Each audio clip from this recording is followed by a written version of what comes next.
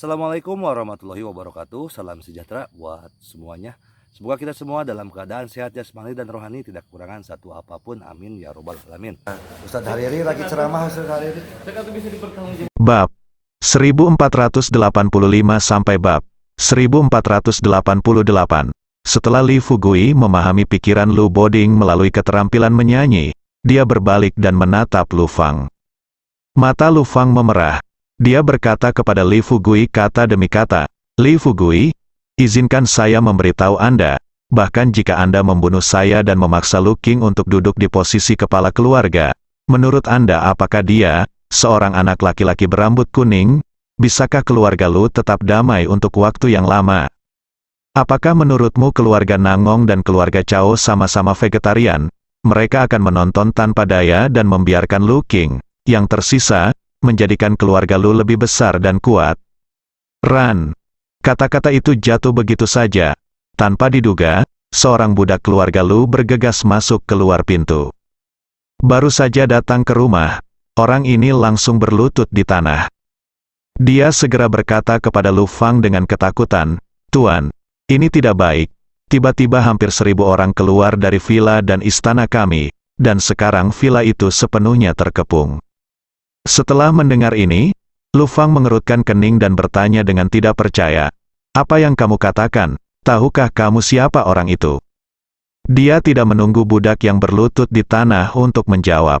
Budak lain bergegas masuk dari luar pintu. Begitu dia berlutut di tanah, dia terengah-engah dan berkata, "Tuan, Nangong Suo, lelaki tua dari keluarga Nangong, dan Cao Si, lelaki tua dari keluarga Cao, adalah di sini bersama-sama. Dan saya melihat mereka membawa banyak anggota keluarga di belakang mereka, budak." Lu Fang tampak sedikit pucat. Lu Boding segera mendatangi Lu Fang dan bertanya dengan sungguh-sungguh, "Apa yang terjadi?" Lu Fang menggelengkan kepalanya. Dia berkata tanpa daya, "Saya tidak tahu. Mengapa keluarga Nangong dan keluarga Cao datang ke sini sekarang?" Li Fugui tampak santai. Ada senyuman di bibir. Dia berkata perlahan kepada Lu Fang dan Lu Boding, "Kalian berdua, mengapa kalian panik? Mereka datang ke sini hari ini untuk memberi selamat kepada kepala baru keluarga Lu sebelumnya atas kenaikan tahtanya." Lu Fang menarik napas dalam-dalam, setelah mencoba untuk menenangkan diri sebanyak mungkin. Dia buru-buru berkata kepada Lu Boding di sebelahnya, "Paman kedua, saya harap Anda dapat mengawasi saya saat saya keluar untuk menyambut mereka." Lu Boding mengangguk dengan cepat, melambaikan tangannya dan berkata, "Cepat pergi." Huyong dan Hulike tidak tahu bahwa orang-orang dari keluarga Nangong dan keluarga Cao juga akan datang hari ini. Keduanya saling memandang, ada ekspresi kaget di wajahnya. Huli bertanya kepada ayahnya dengan hati-hati, "Ayah, ini, apa yang terjadi? Mengapa keluarga Nangong dan keluarga Cao datang ke sini sekarang? Selain itu, Li Fugui terus berkata bahwa keluarga Lu akan mengganti kepala keluarga-keluarga. Dia datang dari Jiangnan sendirian. Bagaimana mungkin menangani masalah ini tanpa anak laki-laki berambut kuning hari ini datang ke ibu kota?" Huyong menggelengkan kepalanya. Dia bingung dan berkata, "Saya tidak tahu. Mari kita lihat, mungkin kita telah dimanfaatkan hari ini." Pada saat ini, Li Fugui memandang Huyong dan Huli dan berkata dengan tersenyum, Tuan Hu, jangan khawatir, duduk saja dan saksikan kegembiraannya." Huyong berpikir sejenak. Dia mengumpulkan keberanian, mendatangi Li Fugui, dan merendahkan suaranya dan bertanya, "Saudara Li, katakan padaku, apa yang terjadi? Mengapa Tuan Nangong dan Cao Si membawa orang ke sini sekarang?" Li Fugui mendengar ini, mengetahui bahwa tidak perlu menyembunyikannya lagi. Dia tersenyum pada Huyong dan berkata, "Tuan Hu, jangan marah ketika saya memberitahu Anda. Faktanya, ketika Anda berencana untuk bertindak sebagai pembawa damai, saya sudah membuat 2 persiapan. Seperti yang baru saja saya katakan, jika keluarga Lu bersedia memberikan wajah Anda kali ini dan memaafkan saya, maka saya akan datang mengunjungi mereka dan meminta maaf atas hal-hal masa lalu. Mulai sekarang, kita bisa mengalihkan permusuhan kita menjadi persahabatan, berkembang bersama, dan maju bersama. Sebaliknya, jika mereka masih tidak mau memaafkan saya dan berencana untuk melawan saya sampai mati, maka saya hanya bisa gigit peluru dan membunuh mereka. Bagaimanapun, saya bisa, jangan meregangkan leherku dan menunggu pihak lain memenggal kepalaku. Benar. Hu Yong memahami hal ini. Bagaimanapun, dia mengetahuinya di dalam hatinya. Tanpa tindakan keras, mustahil bagi Li Fugui untuk mencapai level ini. Namun Hu Yong masih merasa sedikit bingung. Itulah yang baru saja dikatakan Li Fugui, mengganti kepala keluarga Lu. Saudara Li, apa yang terjadi dengan kepala keluarga Lu?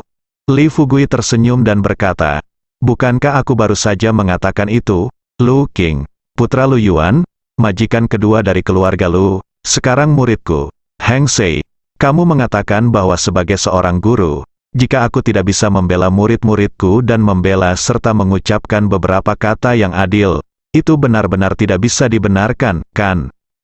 Pada saat ini, Hu Li tidak tidak mau melangkah maju dan berkata, Tuan Li, menurut saya, sejauh yang saya tahu, Lu Qing telah hilang selama hampir beberapa bulan.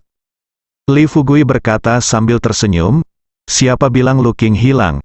Dia hanya bersembunyi untuk menghindari dikejar oleh keluarga Lu. Lu Boding mengertakkan gigi bajanya. Saat ini dia pada dasarnya yakin. Pohon induk Black Spirit, pusaka keluarga Lu mereka, telah 100% jatuh ke tangan anak laki-laki di depan mereka. Dia bergegas ke Li Fugui. Menatap anak laki-laki itu, dia bertanya, katakan padaku, di mana kamu menyembunyikan pohon induk roh hitam keluarga Lu kita? Li Fugui masih tetap kokoh seperti anjing tua, duduk di kursi, menatap Lu Boding sambil tersenyum, dan bertanya dengan santai. Dia berkata, saya memiliki pohon induk roh hitam, tetapi saya tidak tahu apakah itu bukan milik keluarga Lu Anda. Lu Boding meraung dengan marah, kamu bajingan, Lu Qing mencuri keluarga Lu kami ketika dia melarikan diri dari keluarga Lu kita, satu-satunya anakan pohon induk Black Spirit di rumah kita. Dan kamu sekarang adalah majikan Lu Qing. Pohon induk Black Spirit di tangannya pasti ada di tanganmu sekarang. Katakan padaku, di mana kamu menyembunyikan Black Spirit ini pohon induk? Li Fugui tidak berbicara omong kosong. Dia hanya tersenyum dan menggelengkan kepalanya dan berkata, saya tidak tahu. Mata Lu Boding berdarah karena kebencian.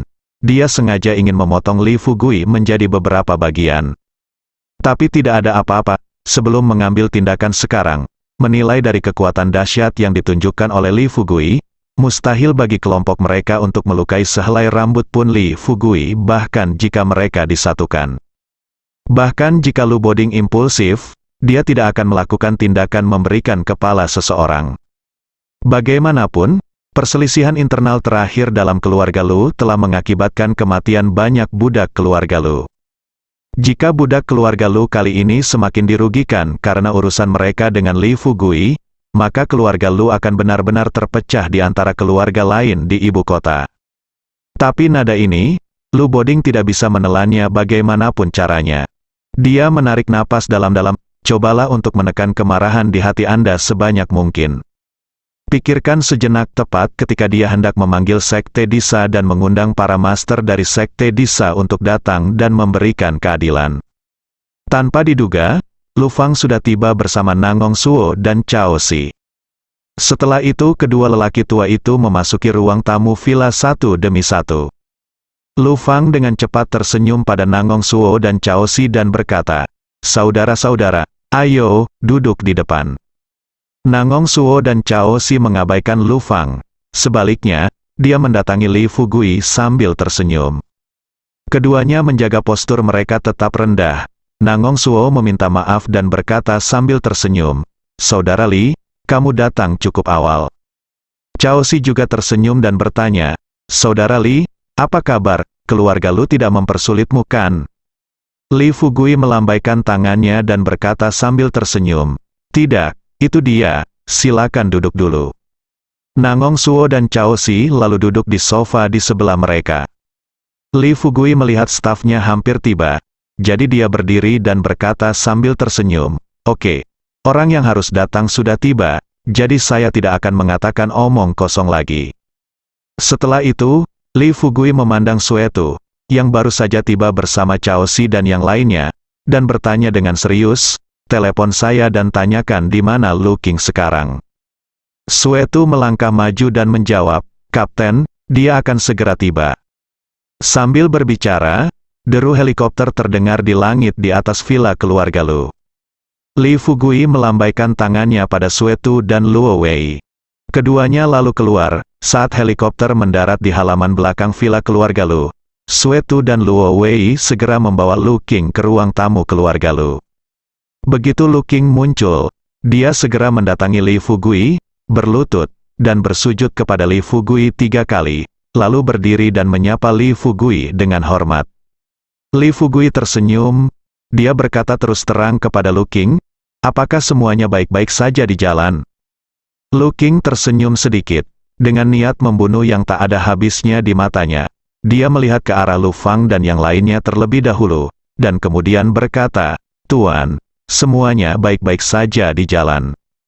Li Fugui lalu dia mengangguk dan meminta Lu Qing untuk berdiri di samping. Lalu dia berdiri di tengah ruang tamu, melihat Lu Fang. "Lu Fang, tidakkah kamu menyadari betapa besar kesalahan yang telah kamu lakukan sekarang?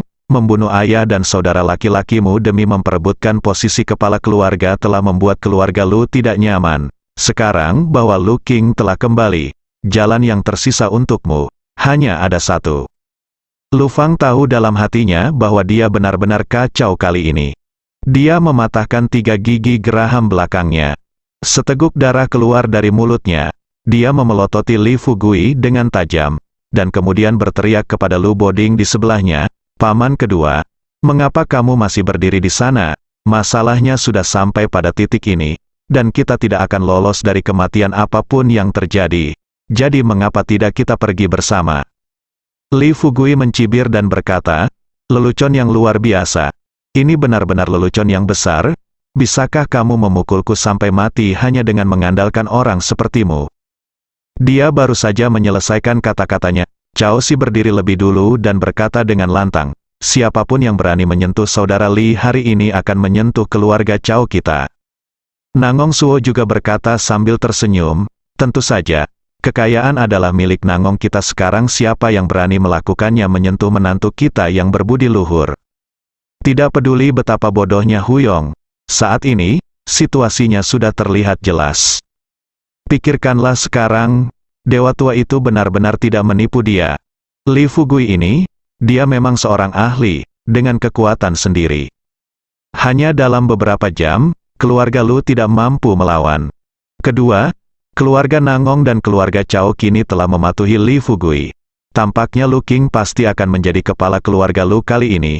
Setelah Lu Qing menjadi kepala keluarga, 3 dari 4 keluarga besar di modal akan sepenuhnya menyerah kepada Li Fugui.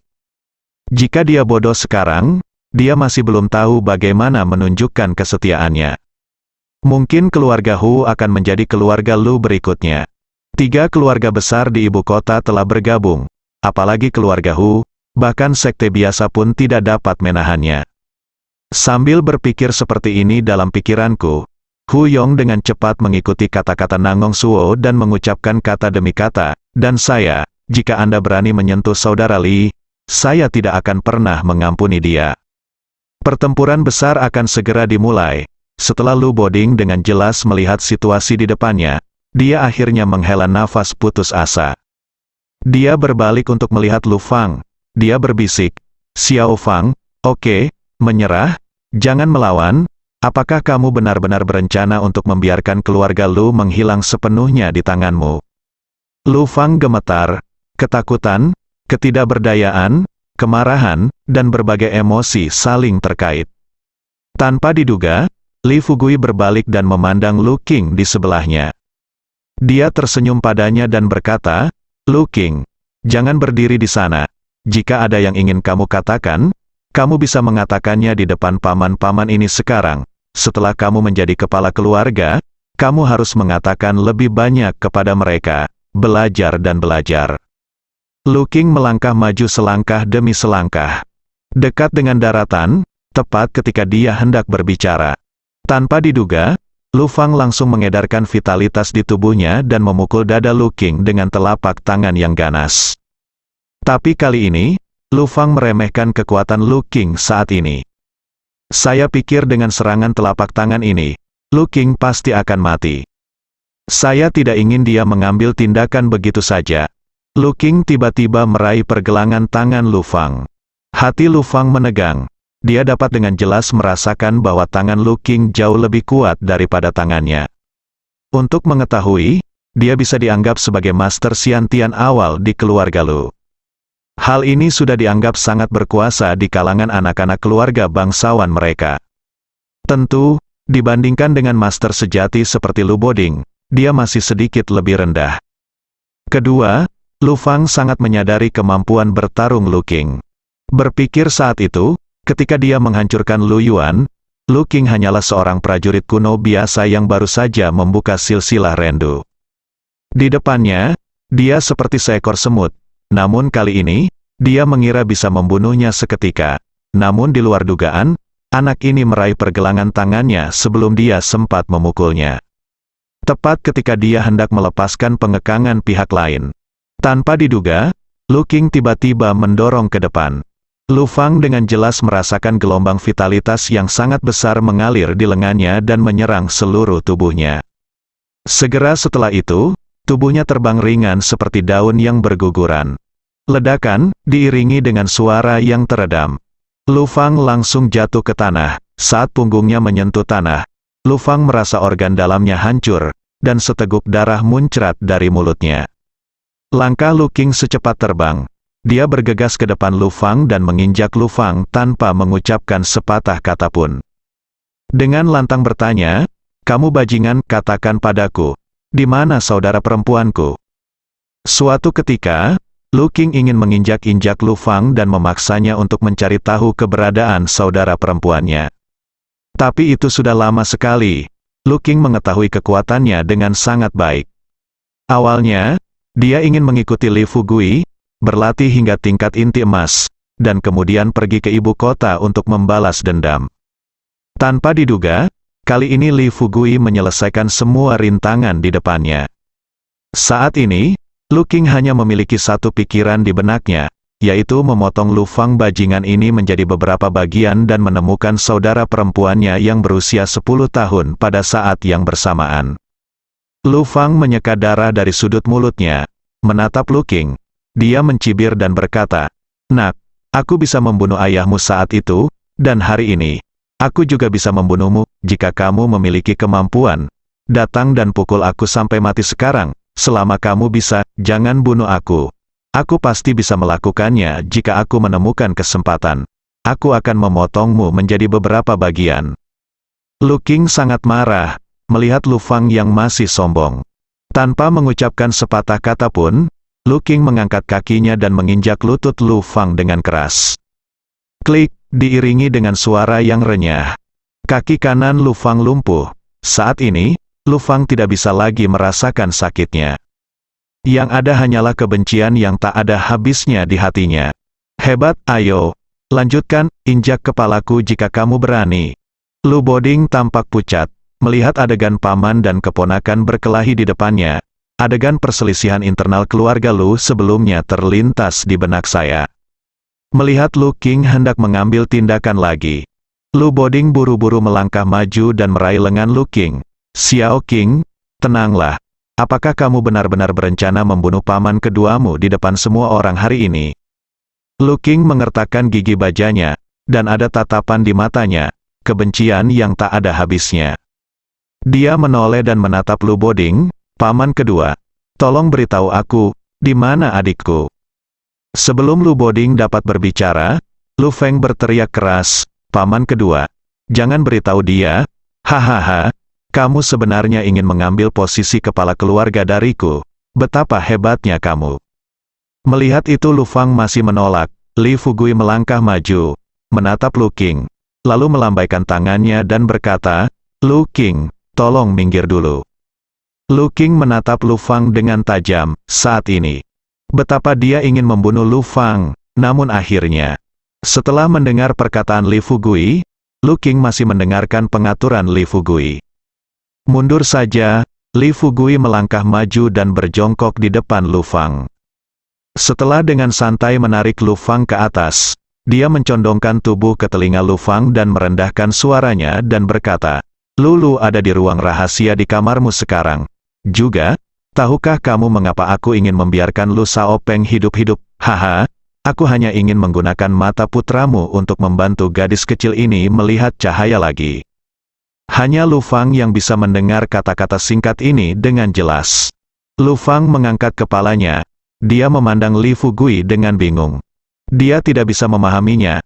Bagaimana Li Fugui bisa tahu di mana Lulu bersembunyi? Untuk mengetahui, di seluruh keluarga Lu, tidak lebih dari 3 orang yang masih mengetahui bahwa Lulu masih hidup.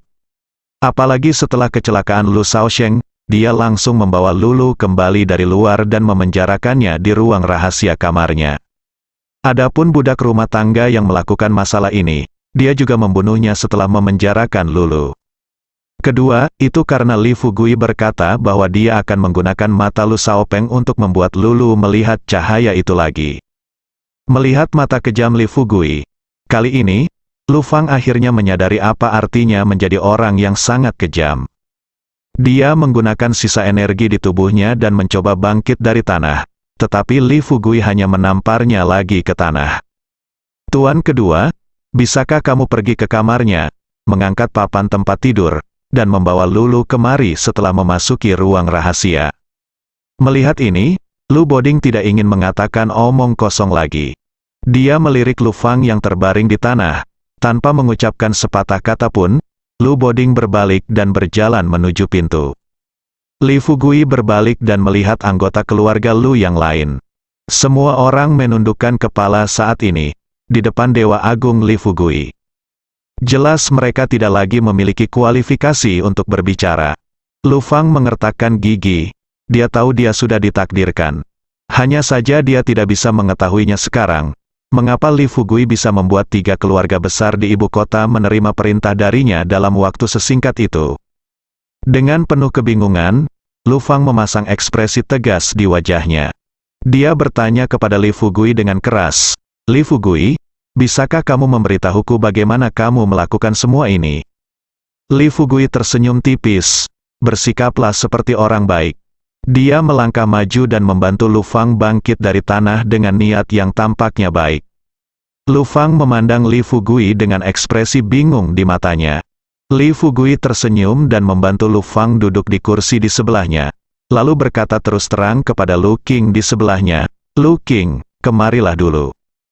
Lu Qing dengan cepat melangkah maju, berdiri di depan Li Fugui, matanya masih penuh kebencian yang tak ada habisnya.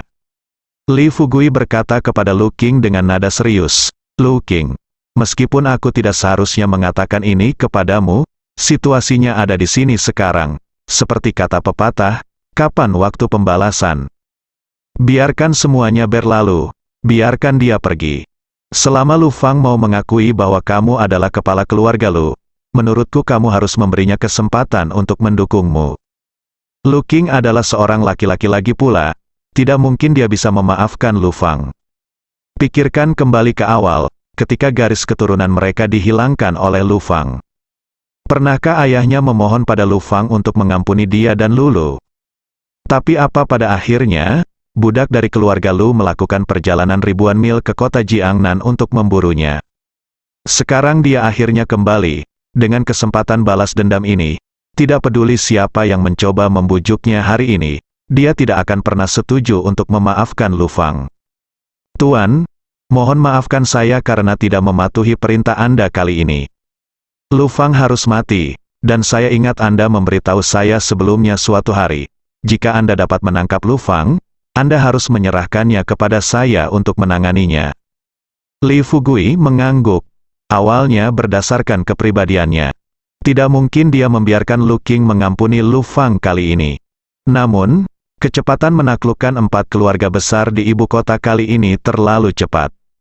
Hanya beberapa hari, ia bahkan belum memiliki pemahaman mendalam tentang situasi spesifik dari 4 keluarga besar. Gunakan serangkaian strategi, biarkan 4 keluarga besar menyerah sepenuhnya. Dewasa ini, dia benar-benar yakin tentang keluarga Nangong dan keluarga Cao.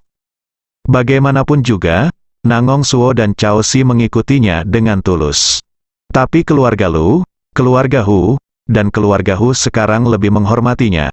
Tapi terus terang, itu berdasarkan apa yang dikatakan Dewa Tua sebelumnya. Dan keluarga Lu, bahkan saat ini Lu King menjabat sebagai kepala keluarga Lu. Tapi Lu King masih terlalu muda, jika keluarga Lu tidak mendukungnya dengan sepenuh hati. Dia benar-benar takut jika dia pergi, keluarga Lu akan dimusnahkan oleh keluarga tingkat pertama atau kedua di ibu kota. Pikirkan ini, Li Fugui menarik Lu King ke samping. Baru saja mendapatkan pijakan, Li Fugui berkata terus terang kepada Lu King, izinkan saya bertanya kepada Anda, jika Lu Fang dibunuh oleh Anda dan Anda menjadi kepala keluarga Lu, dapatkah Anda memastikan perkembangan normal keluarga Lu? Lu King meneteskan air mata, meskipun dia membenci Lu Fang. Tapi kata-kata Li Fugui masih membawanya kembali ke dunia nyata. Iya, bunuh Lu Fang, apakah dia memiliki kemampuan untuk mengendalikan keluarga Lu masih belum diketahui. Apalagi dari segi bisnis, sudah lama berada di bawah kendali Lu Fang. Sekarang Lu Shaopeng terbaring di ranjang rumah sakit, dan Lu Shaosheng telah berubah menjadi abu. Hanya Lu Fang yang tersisa, masih memegang bagian depan. Jika Lu Fang mati dan dia mengambil alih, masih belum diketahui apakah dia bisa menahannya. Adapun kakek keduanya Lu Boding, orang tua ini sudah cuek dengan bisnis keluarga sejak kecil, dia hanya fokus pada pemurnian berbagai cairan spiritual. Jadi, jika dia menjadi kepala keluarga, meskipun Lu Boding ingin membantunya, dia tidak akan bisa berbuat banyak. Setelah melihat sedikit perubahan pada ekspresi wajah Lu King, Li Fugui memukul saat setrika masih panas dan terus berkata kepada Lu King, "Nak, terkadang kamu bisa mencapai hal-hal besar dengan bersabar. Kamu juga anak dari keluarga bangsawan, kamu harus memahami prinsip-prinsip ini lebih baik dariku. Jika kamu bisa mengampuni Lu Fang hari ini, menurutku gambaranmu di benak semua orang di keluarga Lu juga akan berubah. Pada saat yang sama, kamu bisa menstabilkan hati orang dengan lebih baik. Adapun untuk membalas dendam orang tuamu, setelah kamu benar-benar mengendalikan keluarga Lu, kamu tidak dapat melakukannya kapan saja. Apakah semuanya baik-baik saja? Pada saat itu, masalah saya mungkin akan selesai. Jika ada masalah di pihak Anda, saya dapat menemukan seseorang untuk membantu Anda sesegera mungkin, bukan?" Setelah Li Fugui selesai berbicara, Lu King akhirnya mengambil keputusan. Dia mengepalkan tinjunya dan berkata, "Guru, terima kasih telah mengingatkan saya. Jika bukan karena Anda, saya akan melakukan sesuatu yang bodoh lagi hari ini." Li Fugui menunjukkan senyum bahagia di wajahnya. Dia menepuk bahu Lu King dan berkata sambil tersenyum, "Oke. Hal bodoh macam apa ini? Wajar jika seseorang terkadang melakukan satu atau dua hal yang salah dalam hidupnya. Tapi masalahnya adalah, ketika kamu tahu kamu salah, apakah kamu akan membuat perubahan setelah itu?" Lu King mengangguk. Dengan ekspresi serius di wajahnya, dia berkata, "Baik, Guru, saya mengerti." Persuasi selesai, Li Fugui baru saja membawa Lu King kembali ke ibu kota dan mendatangi Lu. Tidak ada harapan untuk bertahan hidup di wajah Lu Fang. Wajahnya pucat, duduk di kursi dengan sedih. Setelah Lu King berdiri di depannya lagi, Lu Fang mengangkat kepalanya. Melihat Lu King, dia tersenyum dan berkata, "Bunuh aku, Nak. Aku tahu bahwa aku telah melakukan hal-hal yang tidak bisa dimaafkan padamu. Sekarang keadaan sudah seperti ini, aku tidak ingin mengatakan omong kosong lagi. Ayolah, aku tidak akan menyalahkanmu." Air mata Lu King langsung jatuh dari sudut matanya. Dia mengulurkan tangan dan mengeluarkan tisu dari saku celananya. Setelah membantu Lu Fang menyeka noda darah dari sudut mulutnya dengan tangannya sendiri, Lu King kemudian berkata kepada Lu Fang kata demi kata, "Paman, aku hanya ingin menanyakan satu hal padamu, pernahkah kamu menyesali apa yang terjadi saat itu?" Lu Fang tertegun, tapi segera, dia kemudian menyadari mengapa Lu King menanyakan hal ini pada dirinya sendiri di depan semua orang. Jelas sekali, si kecil Lu King, jelas sekali bahwa saya ingin memberinya langkah untuk turun. Saat mata Lu Fang sekali lagi menyulut harapan hidup, dia menangis dengan sedihnya, menyeka air matanya dan berkata, "Keponakan kecil, aku salah. Sejak aku melakukan ini, aku selalu menyesalinya." Pada saat ini, Li Fugui melangkah maju. "Benar," dia berkata dengan serius kepada Lu King, "Wah, dia juga pamanmu. Mulai sekarang, seperti yang saya katakan, biarkan dia mendukungmu dan mengatur keluarga Lu dengan baik. Meskipun Lu Fang tidak mengerti mengapa Li Fugui ingin berbicara mewakilinya. Tapi saat ini, harapan hidup membuatnya terlalu malas untuk memikirkan hal lain. Untuk dia saat ini, selama kamu bisa bertahan, itu adalah berkah yang luar biasa. Seperti kata pepatah, jika Anda menjaga perbukitan hijau, Anda tidak perlu khawatir kehabisan kayu bakar. Kali ini Lu Qing mampu menggantikannya sebagai kepala keluarga Lu sepenuhnya karena keberadaan Li Fugui. Tunggu suatu hari, Li Fugui benar-benar mengalami kemunduran. Jadi apakah dia tidak bisa menggantikan Lu Qing kapan saja? Sambil berpikir seperti ini dalam pikiranku, Lu Fang buru-buru berterima kasih kepada Li Fugui. Tuan Li, terima kasih banyak. Lu Qing menghela nafas, di depan semua orang. Dia berkata terus terang kepada Lu Fang, "Paman kedua, karena tuanku telah mengatakan ini, aku akan memaafkanmu kali ini. Tapi jangan lupa, jika ada waktu lain, beritahu aku betapa beraninya kamu jika ada anggota keluarga Lu yang lain membunuh seseorang. Jangan salahkan aku sebagai keponakan karena kejam." Lu Fang mengangguk seperti orang bodoh. Pada saat ini, Lu Boding membawa Lulu ke sini. Gadis kecil ini awalnya berumur 10 tahun. Saat ini, dia terlihat seperti baru berusia 6 atau 7 tahun. Badannya sekurus kayu bakar, kedua matanya sudah buta. Bibir pecah-pecah, kelihatannya mengerikan. Lu Qing menangis saat melihat pemandangan ini. Setelah Lulu mendengar tangisan Lu Qing, dia langsung bereaksi. Dia meraba-raba dan menangis dan mendekati Lu Qing. Lu Qing langsung memeluk Lulu dan menangis. "Kakak, aku adalah kakak laki-laki. Aku adalah kakak laki-laki Lu Qing." Lulu pasti adalah permaisuri Lu Qing. Wah, aku menangis sekeras-kerasnya. Ketika Hua Duo, Tantai Zixuan dan lainnya melihat ini, mereka tidak bisa menahan tangis. Mata Li Fugui juga berkaca-kaca. Dia datang ke sisi Lu Qing dan menatap wajah Lulu dengan cermat. Setelah memastikan bahwa mata gadis kecil itu buta karena kerusakan bola mata, Li Fugui berkata terus terang kepada Lu Qing, "Lu Qing, mata Xiao Lu mungkin harus menunggu beberapa saat sebelum dirawat." Lu Qing mengangguk sambil menangis. Lu Boding melihat bahwa Lulu telah menjadi seperti ini. Dia datang selangkah demi selangkah ke depan Lu Fang, menatap Lu Fang dengan niat membunuh di matanya. "Lu Fang, katakan padaku, ini semua hal baik yang kamu lakukan." Tanah terlihat pucat, tapi sebelum dia bisa berbicara, apa yang tidak diharapkan oleh Li Fugui dan yang lainnya adalah, Lu Boding tiba-tiba mengambil tindakan dan menamparkan kepala Lu Fang. Pemandangan ini, Li Fugui tercengang, mulut setengah terbuka. Melihat Lu Fang jatuh ke tanah, Li Fugui menjadi kebingungan. Untuk waktu yang lama, dia tidak bisa tidak bertanya kepada Lu Boding, "Orang tua, apa yang kamu lakukan? Apakah kamu menjadi gila?" Lu Boding mengertakkan gigi dan berkata, dia benar-benar pantas mati karena mampu melakukan hal seperti itu pada dirinya sendiri. "Keponakan, Li saudaraku, aku tahu kamu masih seorang dokter ajaib. Hari ini, sebagai orang tertua di keluarga Lu, aku hanya menanyakan satu hal padamu. Bisakah kamu mengembalikan mata Lu Fang kepada Lulu? Jika mata Lu Fang tidak bekerja, masih ada aku. Ya, jika milikku tidak berfungsi, aku akan pergi ke rumah sakit sekarang, dan rumah sakit Lu Saopeng.